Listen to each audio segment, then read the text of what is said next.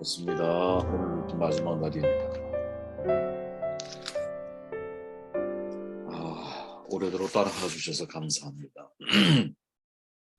4장 말씀을 제가 읽고 말씀 나누며 시작을 할게요. 살몬은 보아스를 낳았고 보아스는 오벳을 낳았고 오벳은 이새를 낳고 이새는 다윗을 낳았다.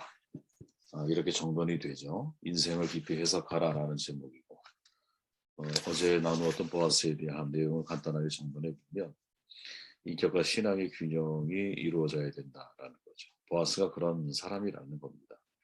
경제적인 부를 가지고 있지만 가난한 자와 나누는 것을 아까워하지 않죠. 부자와 나눔의 균형입니다. 힘센 용사이지만 타인에 대해서 배려와 존중하는 마음이 있죠. 이게 진짜 온유함이구나. 온유한 사람이 배려하고 존중하는 거구나 하는 것을 깨닫게 돼요. 자신의 말에 책임을 지죠. 근데 그 말은 하나님의 언약의 말씀입니다. 다시 말하면 내가 하나님의 말씀으로 말하고 또 그 말씀을 내가 지키려고 하는 사람이 인격과 신앙의 균형이 이루어져 있는 사람, 이루어져 가는 사람이다. 우리 이렇게 이해할 수 있는 거죠. 오늘은 마지막 시간이에요. 마지막은 제가 어떻게 질문을 던졌냐면 그래 그러면 나오미, 룻, 보아스 이 세 사람이 각각의 어떤 선택과 결정, 또 행동과 어떤 모습들이 다 다른데 그 사람들이 전해주는 핵심적인 메시지가 뭘까? 여기에 관심을 기울여서 말씀을 다시 이제 묵상을 해보니까 각 사람마다 사실은 특징적인 하나의 그 모습들을 가지고 있더라는 거죠. 나오미는 어떤 모습을 가지고 있나? 나오미의 인생 사람을 정돈해 보면 제일 저는 중요한 구절을 1장 20절이라고 생각을 하는데 이런 거죠. 나를 나오미라 부르지 마라. 나를 마라라고 불러. 왜? 전능자가 나를 심히 괴롭게 하셨기 때문이야. 전능자가 나를 괴롭게 하셨거늘 너희가 어찌 나를 나오미라 부르느냐 이렇게 말하죠. 나오미 하면 한마디로 제가 인생을 정돈하면 그는 실패해서 회복을 경험한 사람이라는 거죠. 그죠? 언약을 상실했다가 다시 언약을 회복하는, 고향을 떠났다가 다시 고향을 돌아온 회복자로서의 모습을 가지고 있다라는 거죠. 약속의 땅을 떠났다가 다시 돌아오죠. 풍족하게 나갔다가 빈손으로 와요. 희락, 나오미가 희락이잖아요. 희락으로 나갔다가 마라, 고통으로 되돌아옵니다. 가족이 함께 나갔다가 다 죽고 며느리 하나 데리고 혼자 돌아오는 거죠. 그것은 위기를 극복하는 탁월한 결정이었어요. 그죠? 이게 중요한 겁니다. 절망의 자리에서 회복의 자리, 언약 상실에서 언약 회복으로 변화되었기 때문인 거죠. 룻기 4장 15절에 보면 룻이 아이를 출산했을 때 사람들이 나오미를 축복하잖아요. 그 내용이 이겁니다. 이는 내 생명의 회복자이며 노년의 봉양자라. 너를 사랑하며 일곱 아들보다 귀한 내 며느리가 낳은 자야. 그리고 그의 양육자가 바로 너야. 이렇게 말하죠. 룻에게서 태어난 아들 오벳이 나오미 생명의 회복자, 노년의 봉양자가 되고 나오미는 그의 양육자가 될 것을 기원을 해요. 그리고 그것은 곧 현실이 되죠. 가장 눈에 띄는 단어가 뭡니까? 회복이라고 하는 단어죠. 아마도 나오미에게 가장 필요한 단어가 바로 이 리커버, 회복이라고 하는 단어였을 거라고 저는 봐요. 그렇죠? 회복이 너무나 필요한 그러한 영혼이죠. 나오미는 회복의 모델인 거예요.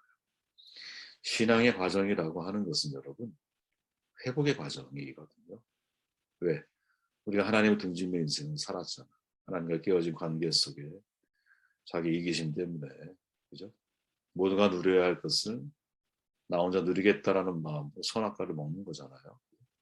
그로 인해 하나님과의 관계가 깨어지고 그 관계 회복을 위해서 하나님은 반드시 하나님의 마음을 알게 하셔야 되는데 그게 에덴의 추방 아닙니까? 저주가 아니죠. 추방은 여러분. 그 축복입니다. 왜? 수고의 고통, 해산의 고통을 통해서 자녀를 키워보고 자녀를 키우면서 아가페 사랑을 알아가는 거 아니겠어요? 사랑을 알아야 사랑하게 되는 거죠. 그죠? 온전한 하나님에 대한 믿음이 회복이 되어져야 되죠. 은혜로 살아가는 방법을 회복하는 것이죠. 그래서 가장 인간다운 삶이 무엇인지를 알아가는 것이고 그것을 내가 내 마음에서 또 진정 고백하게 될 때 삶의 주인이 바꿔지는 거. 이게 거듭남이죠, 여러분. 예수 믿으며 삶의 주인이 갑자기 바뀌어지느냐? 그건 아니라고 봐요, 여러분. 내 마음에서 하나님 앞에 동의가 되어야 되고 내 마음에서 하나님 앞에 회복이 돼야 되거든요. 하나님의 마음을 내가 진짜 알아야 돼요. 깊이 내가 하나님을 깨달아야 돼요. 그래야 자발적인 하나님을 내 인생의 왕으로 모시는 일이 가능한 거죠. 이재철 목사의 회복의 신앙이라고 하는 책에 보면 인간이 죄로 말미암아 하나님의 관계가 단절되었기 때문에 단절된 관계의 회복, 이것이 신앙의 본질이다, 이렇게 이제 이야기하거든요. 에덴이 회복되려면 여러분 선악과를 다시 심어야 되는 거잖아요. 다시 말하면 하나님을 하나님의 자리에 모셔야 에덴이 회복이 되는 거거든요. 믿음이 회복이 되려면 왜 믿어야 하는가를 알아야 되잖아요. 믿음의 동기가 잘못되면 여러분 그 믿음 내용 자체, 방향, 모든 게 다 잘못되게 되어 있어요. 미신과 여러분 기독교의 차이는, 미신은 나를 위한 신이 필요하지만 기독교는 하나님을 위한 나를 위한 신의 변화가 미신이라면 하나님을 위한 나의 변화가 기독교라고 우리는 표현할 수 있죠. 그죠? 믿음의 동기가 어디에 있느냐, 여기에 따라서 여러분 삶의 내용이 완전히 달라지는 거예요. 기독교인의 삶에 살아가는 데 있어서 믿음의 동기가 뭡니까? 세 가지 제가 말씀드렸잖아요. 이재철 목사의 말처럼 인간은 능력의 한계, 생명의 한계, 위의 한계를 가지고 있다는 거죠. 그 한계를 깊이 깨닫기 시작할 때 하나님을 향해 나의 시선을 돌리게 되어 있어요, 여러분. 물론 돌리지 않는 분들도 있죠. 어쩔 수가 없는 거예요, 여러분.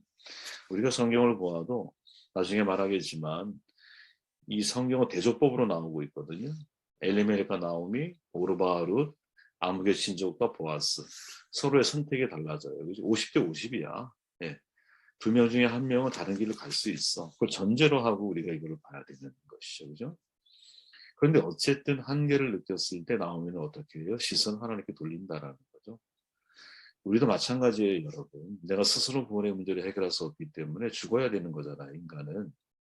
네? 내가 스스로 해결할 수 있다면 왜 죽어요, 여러분? 구원할 수 없기 때문에 죽는 거잖아, 우리는. 능력을 갖추지 못했기 때문에 타인의 것을 빼앗아가 채우려고 하는 욕망 덩어리잖아요, 우리가. 제 아무리 정의롭게 내가 살아도 의롭지 못했다라는 것을 죽음의 순간 우리는 알잖아요. 그래서 후회하는 게 인간이잖아요. 사회학자들이 하는 얘기 아닙니까? 인간이 스스로 구원할 수 없는 제한된 존재이기 때문에 전능하신 하나님이 인간의 세계에 침투해 들어오셔서 인간에게 구원의 길을 열어주셔야만이 회복이 가능한 거죠, 여러분. 그죠? 하나님의 간섭이 있어야만 인간의 회복이 되는 거예요. 그래서 여러분 진짜 인생을 알고 인간을 알고 세상을 아는 사람은 자력 종교라는 게 말이 안 된다라는 것을 알게 돼요, 여러분. 우리가 생각을 안 해서 그런 것이지, 야, 내가 내 스스로 구원할 수 없다라는 것을 인정을 하는데 어떻게 자력 종교라는 게 가능할 수 있겠어요, 여러분? 자기 한계를 아는 사람만이 타력 종교가 진짜 종교고 왜 기독교가 유일무이하게 우리에게 있어서 구원의 길인지를 인정하지 않을 수가 없는 거랍니다. 나오미는 여러분 상실과 결핍을 통해서 한계를 절실하게 깨닫죠. 그리고 비로소 전능자를 바라보는 신앙인으로 변화되는 거예요. 지금 이 시대는 사사시기의 연장선이잖아요. 모두가 왕의 시대거든요. 각자 자기 소견에 오른 대로 살아가는 시대야. 자기 소견에 오른 대로 행하는 사람들, 바로 자기가 왕이죠. 왕이 없는 게 아니라 왕이 많은 거야. 사공이 많은 배가 산으로 가죠. 이 세상이 그런 거예요, 여러분.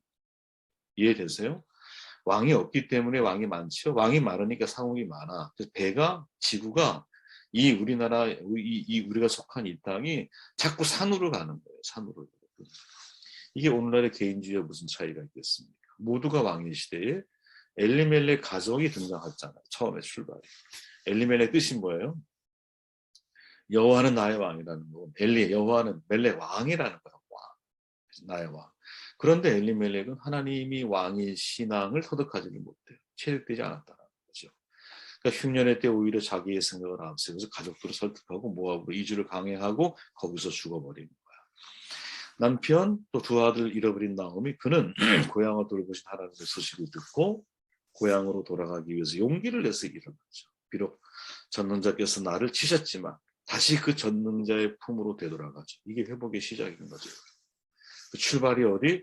자기가 믿고 신뢰하고 의지했던 남편, 두 아들 다 죽고 나니까, 재산 다 탕진하고 나니까, 풍족에서 빈 인생으로 전환되고 나니까 그 한계점에서 누구를 봐요? 하나님을 보는 거지. 그래서 여러분, 언약의 회복의 신앙은 뭐냐? 자기 한계를 경험한 사람이 회복의 열쇠가 하나님께 있다는 것을 믿고 내 시선을 하나님께 돌리는 거거든요. 이 은혜가 사실은 모든 인간에게 필요한 거죠. 모든 인간에게. 룻에게 있어서 제일 중요한 구절을 뽑으라면 저는 3장 5절이에요. 룻이 시어머니에게 이르되 어머니의 말씀대로 내가 다 행하리라. 타작마당에 내려가서 시어머니의 명령대로 다 했다. 언약 순종의 신앙. 저는 룻이 가장 잘하는 게 바로 이거라고 생각합니다. 순종의 사람이에요. 보아스를 만날 때 두려움 중에 만나죠. 그러니까 보아스가 뭐라 그래요? 두려워하지 말아라, 내 딸아. 이렇게 말하잖아요. 두려움 중에도 어머니의 명령대로 따를 수 있겠는가. 그죠? 언약 순종의 신앙을 보여주고 있는 좋은 롤 모델인 거죠. 언약에 대해서 순종하는 신앙을 훈련해야 하는 것이죠. 여기서는 룻은 어머니의 말로 표현되어져 있지만 그 어머니는 하나님을 바라보고 말하는 거 아니에요? 그렇게 어머니의 말에 순종한다는 것은 어머니 하나님이 나의 하나님이 되고 나의 하나님의 말을 순종하려고 하는 태도를 보여주고 있다는 거지. 혼동스러워하면 안 됩니다. 성경 말씀을 따르는 훈련인 거죠. 여러분 이 시대의 어려움이 뭐냐면 생각해 보세요. 사도들은 예수님 시대에 예수님을 통해 직접 말씀을 듣고 보고 들은 사람들이에요. 다. 그죠? 그 이후에 그리스도인들은 사도들이 전한 복음을 듣고 예수를 만나야만 하는 거거든요. 지금 우리 여러분 사도들이 기록한 성경을 통해서 하나님에 대해서 모든 것을 믿어야 돼. 그렇게 진짜 우리 현대의 신앙인의 사도들을 제외한 모든 신앙인에 있어서 제일 중요한 것은 뭐냐면 내가 성경에 대해서 얼마나 많은 배움을 가지고 있느냐. 그렇지 않을까요, 여러분? 이게 참 굉장히 중요한 거예요, 이 부분이. 이것을 위해서 성경을 연구하고 교회를 통해 교리를 배우기도 하고 신학적인 내용들을 다룬다 하는 거거든요. 당연히 여러분 생각해 보십시오. 사도들이 전한 기록인 성경을 통해 하나님을 알아가고 만나는 거라면 우리의 믿음이라고 하는 것은 당연히 우리의 지성을 통해서 바르게 세워질 수밖에 없는 거예요. 그러나 현대교회가 여러분 반지성적인 성향이 있거든요. 무슨 말이냐면 교회가 여러분 말씀을 전하고 설교를 하는데 정작 각 개개인으로서의 그리스도인은 말씀을 통해서 하나님의 마음을 이해를 못한다는 거예요. 왜? 제대로 전달이 안 됐거나 아니면 그 말씀에 관심이 없거나 성경에 관심이 없는데 여러분 어떻게 내 신앙이 올바라질 수 있을까요? 그건 불가능한 일입니다, 여러분. 그런 불가능함을 인정하지 못하기 때문에 어떤 방향으로 흘러가느냐 자꾸 신비주의, 계시주의 또 이런 체험 이런 것들을 강조하게 되는 거죠. 여러분 자유주의 신학이 만들어놓은 병폐가 있거든요. 그게 뭐냐? 성경은 인간이 경험될 때에만 인간에게 경험될 때에만 하나님의 말씀이 된다 이렇게 가르쳐 버렸어요. 이게 결국 교회에 하나님의 말씀에 대한 배움보다 체험을 강조하게 만들었고 신비주의, 은사주의가 난무했죠. 그게 필요 없다. 아니면 뭐 그게 뭐라고 표현해야 될까요? 손동호 교수 말대로 하나님은 놀라운 분이잖아. 그죠? 놀라운 하나님은 신비적인 능력이 당연히 있으시거든요. 기적이 있다니까 분명히 표적이 있어요. 이적도 분명히 나타납니다. 치유의 은사가 나타나요. 그런데 문제는 그게 전부가 아니라는 거지. 그리고 그게 믿음의 뿌리가 되어서는 안 된다는 거지.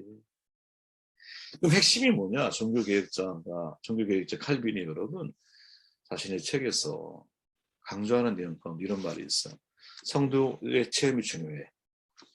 마땅히 성도들은 이제 신앙의 체험을 가져야 돼 라고 말을 해요. 그런데 칼빈이 말하는 신앙의 경험과 오늘날 신비주의 은사주의에서 말하는 신앙의 경험은 달라요. 칼빈이 철저하게 뭐라고 말하자면 하나님을 믿는 자들에게 말씀에 순종하는 신앙의 모습이 나타난다라는 거예요.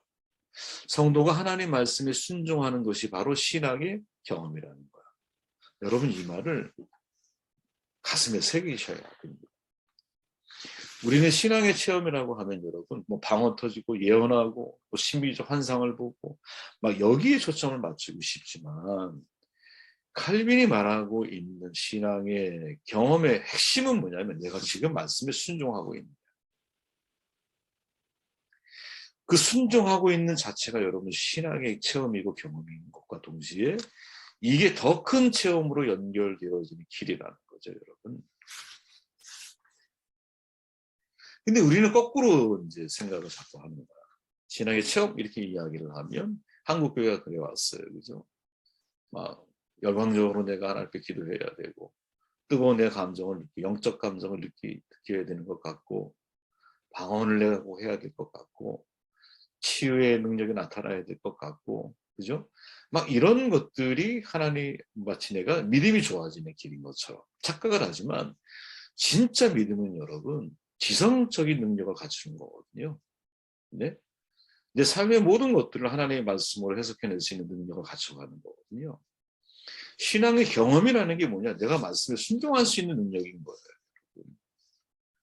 여러분 생각해 보십시오. 내가 정말 유창하게 기도하지 못한다 할지라도 밤을 새워 철야기도 하지 못해도 화음을 내가 사냥을 못해 다 못해도 좋아. 근데 내가 삶에 필요한 순간순간마다 하나님 말씀이 나에게 생각이 나고 그 말씀으로 내가 살아가고 있는 사람이라면 그가 진짜 성령이 충만한 사람이고 예. 성령 요한이 이렇게 말하잖아요. 성령과 너희에게 모든 것을 가르치시고 내가 너희에게 말한 모든 것을 생각나게 하시리라. 성령이 놀라운 사역이에요. 하나님 말씀을 기억나게 하시고 또 기억난 그 말씀을 내가 살아갈 수 있도록 도와주시는 분이 성령 하나님이시고 그렇게 내가 매일매일 하나님 말씀에 순종해 나아가는 한 걸음이 이게 신앙의 체험이자 그 자체가 체험인 거예요. 내가 말씀에 순종하고 있는 것 자체가. 그리고 그 체험이 더 큰 체험으로 우리의 길을 이끌어 가셔야 된다라는 것을 잊지 않았으면 좋겠어요. 체험에 대한 우리의 이해가 좀 바뀌어야 되지 않을까. 아브라함을 떠올려 보십시오. 지시할 땅으로 가라 명령 들었을 때 그가 할 수 있는 일은 그 말씀대로 매일 한 걸음씩 걸어가는 일인 거야. 목적지가 정해져 있지도 않아. 거리가 얼마 정도인지도 몰라. 그저 눈을 뜨면 지시하실 땅으로 가는 것이 매일 하나님의 뜻을 생각을 하고 음성의 귀를 기울이고 방향을 결정하고 한 걸음을 뛰어 가는 거야. 그런데 중요한 게 뭐예요? 그게 체험의 과정이라는 거지. 그게 이해가 되었으면 좋겠습니다. 자, 보아스는 4장의 말씀을 읽어보면 너희가 오늘 증인이 되었느니라 하니라 이렇게 끝나죠. 너희가 오늘 증인이 되게 하리라. 보셨나요? 네. 고엘의 의무를 자기가 담당하겠다 이렇게 말하는 거죠. 그리고 이 고백을 통해서 고엘의 의무에 대한 성취가 이루어져요. 자, 나오미 언약 회복의 신앙, 룻 언약 순종의 신앙, 보아스는 언약 성취의 신앙을 보여주고 있죠. 왜? 고엘의 의무를 정확하게 이행하고 있기 때문이에요. 하나님의 말씀으로 말하고 그 말씀 그대로 실천하는 과정을 보여주죠. 결국 약속한 고엘의 의무를 완성을 해요. 그죠? 우리가 이런 삶을 살아야 되지 않을까 싶어. 십자가상에서 다 이루었다라고 하는 주님의 마지막 고백이 떠오르죠. 다 이루었다. 이게 무슨 말일까? 성경에 보면 마치고 응하게 하리라 사도행전에 응하게 한 것이라 후에 나무에 내려다가 무덤에 두었으나 즉 하나님은 당신에게 주어져 있는 예수님은 당신에게 주어져 있는 하나님의 모든 사역을 마쳤다. 그리고 성령에 응한 예언의 말씀들을 모두 성취하셨다. 라고 이해할 수 있는 거지. 라고 이해할 수 있는 거예요. 그죠? 스퍼전 목사님이 감리교 목사님이시잖아요. 이렇게 말을 해요. 이 말 한마디를 설명하기 위해서 지금까지 일찍이 말해왔던 다른 모든 말들이 필요할 것이다. 이 말은 전혀 측량할 수 없는 말이다. 이 말은 너무 높아서 내가 도저히 오를 수 없는 말이다. 이 말은 너무나 깊어서 내가 도저히 그 깊이를 잴 수가 없는 말이다. 이 헬라어는 물건을 사고 나서 값을 다 지불할 때 사용되었고 달리기 시합을 완주한 뒤에도 사용할 수 있다. 또 한 종의 주인이 부여한 사명을 다 완수했을 때 다시 주인에게 돌아가 보고를 할 때도 이 말을 쓸 수 있다. 한마디로 말해서 테텔레스타이는 다 이루었다라고 하는 이 말은 우리가 시작한 일이 성공적으로 종결하였을 때 사용되는 말인 것이다. 여러분 우리가 이런 삶을 저는 이제 개인적으로 이런 삶을 살기를 정말 원해요. 하나님이 내게 원하시는 뜻을 다 이루며 내가 살아가면서 이제 누군가 그렇게 말을 하더라고요. 성경의 모든 내용을 단 한마디로 표현하면 다 이루었다라고 하는 말 하나로 정돈될 수 있다는 거예요. 그러니까 성경 전체의 무게가 다 이루었다라는 것으로 종결이 된다는 거죠. 정말 위대한 말씀이라. 왜? 말씀이 완성된 거니까. 그죠? 막 달려서 목적지에 도착했는데 마침표가 딱 찍힌 게 다 이루었다. 이것이라는 거죠. 그죠? 말씀대로 땅에 오셔서 말씀대로 순종의 길을 걷고 말씀하신 대로 십자가에 죽임 당하셨고 말씀하신 대로 3일 만에 부활 승천하셨어요. 그렇게 말씀하신 대로 다시 재림해주러 오실 거야. 다 이루신 거죠. 저는 여러분 예수님 믿는 사람들은 평생 기도의 제목이 하나님 나에게 주신 사명을 다 이루는 삶을 살아가게 해주십시오. 즉 언약 성취의 신앙인이 되기 위해서 기도해야 한다고. 그러니까 보아스에게 우리가 많은 내용들이 있겠지만 핵심적으로 우리가 보아야 할 내용이 뭐냐면 보아스는 고엘의 의무를 다 이룬다는 거예요. 그의 삶 속에. 아주 가장 중요한 핵심인 거예요. 고엘의 의무는 하나님의 약속이야. 그죠?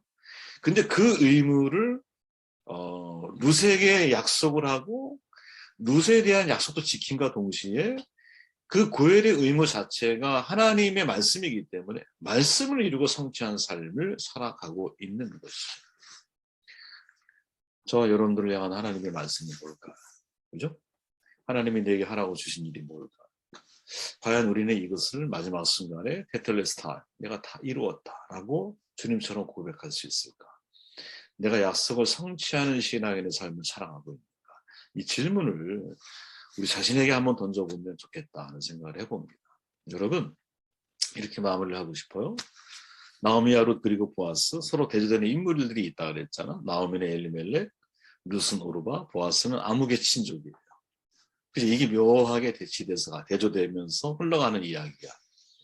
그들은 여러분 함께 했죠. 함께하는 시간들이 있었어. 근데 서로 다른 길을 걸어요. 엘리멜렉은 약속의 땅을 떠나죠. 고향을 떠나서 모압으로 온 거야. 반대로 나오미는 모압을 떠나서 약속의 땅으로 되돌아와. 오르바는 여러분 함께 일어났죠. 원래 구절에 보면. 근데 모압에 머물러 다시. 근데 룻은 함께 일어났기 때문에 나오미와 함께 약속의 땅으로 와요.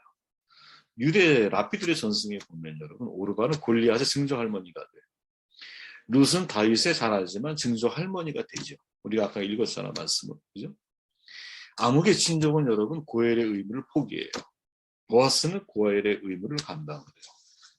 여러분 이 대조가 우리에게 던지는 도전이 뭘까요? 이게 저를 심각하게 이제 질문하게 만들었습니다. 우리는 어떤 선택을 해야 할 것이냐라는 질문을 던지고 있다고 생각되지 않았어요. 그죠? 어떤 선택을 해야 할까? 어떻게 선택을 해야 다른 미래를 살아갈 수 있을까? 여러 가지 질문을 던지면서 이 해석이 정말 중요한 거구나 하는 것을 깨닫게 되죠. 왜? 해석에 따라 미래가 달라지니까. 나오미가 자기의 인생을 어떻게 해석하는가에 따라서 엘리멜렉과 다른 길을 걸어가요. 룻이 자기에게 주어져 있는 삶을 어떻게 해석하는가에 따라서 모압에 남을 수도 있고 고향을 베들레헴으로 어머니와 함께 떠날 수도 있는 거야. 보아스가 고엘의 의무를 어떻게 생각하는가에 따라서 여러분 아무개 친족처럼 포기자가 될 수도 있고 아니면 책임 감당의 사람이 될 수도 있는 거야. 그런데 그 해석이 여러분 그들의 인생을 바꿔놓고 있다는 거지. 그래서 저는 루키를 여러분 마지막에 이런 결정을 결론을 내리게 돼요. 야 이거 인터프리터구나. 해석의 힘이 미래를 결정하는 거구나. 하나님의 마음으로 삶을 해석하는 것이 정말로 중요한 거구나. 저와 여러분들에게 이러한 은혜와 축복이 있기를